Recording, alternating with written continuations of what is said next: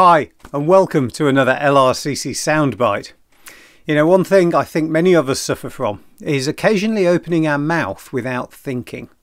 We might say something or even commit to something without actually thinking through the implications of our words. Some of us are worse at it than others, but I reckon we all occasionally fall into that hole and can sometimes struggle to get out of it. Today's story is a bit sad and results in someone being killed when they really hadn't done anything wrong at all. The only thing they could be accused of was upsetting the king's new wife. Let me explain. The king's name is Herod Antipas. He had a brother called Philip who was married to Herodias. Now Herod liked his sister-in-law, so he decided he was going to marry her himself, taking her away from his brother Philip. Herodias was quite happy with this new arrangement since she was now the queen, but when a guy called John the Baptist turned up and told her and Herod that this was wrong and they shouldn't have done it, she took offence, and so to keep her happy, Herod put John in prison. Over time, Herod would talk to John. He knew that John had an important message. He knew that lots of people listened to him. And Herod didn't want to do anything to him because he felt this is a good and holy man. But he couldn't let him go because he needed to keep Herodias happy. John's message was simple. This is the message he was sharing with everybody. God is sending his Messiah, so get ready. Let God know you're sorry for the things you've done wrong and that you want to live in the way that God's Messiah will show you. Sometime later, Herod's birthday came around. He threw a lavish party for everyone who was anyone, and at the party Herodias' daughter danced for the king and his guests. She danced well, everyone loved her, and Herod was so pleased that in that spur of the moment he said, "Ask me for anything you want and I'll give it to you. Even up to half of the kingdom, I am going to give it to you." The girl didn't know what to ask for. Anything was up for grabs, so she went to one side and asked her mother.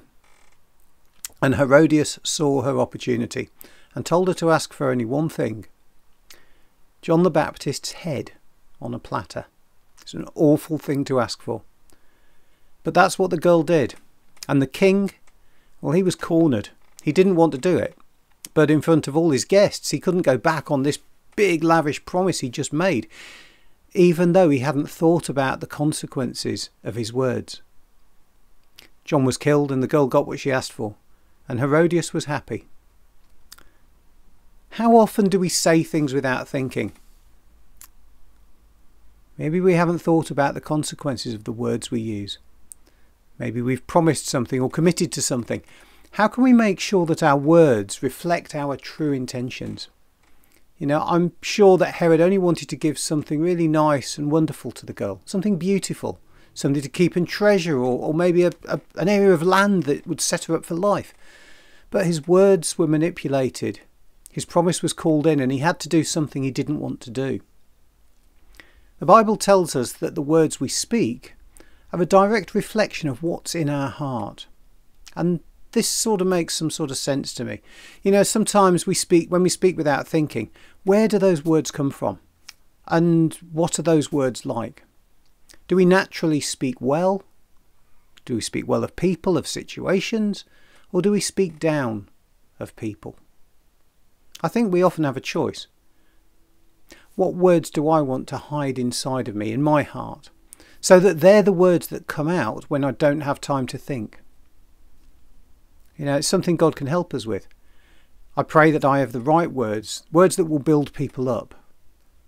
I don't always get it right, but I do trust that God, if I keep asking him, will make me a little better today than I was yesterday.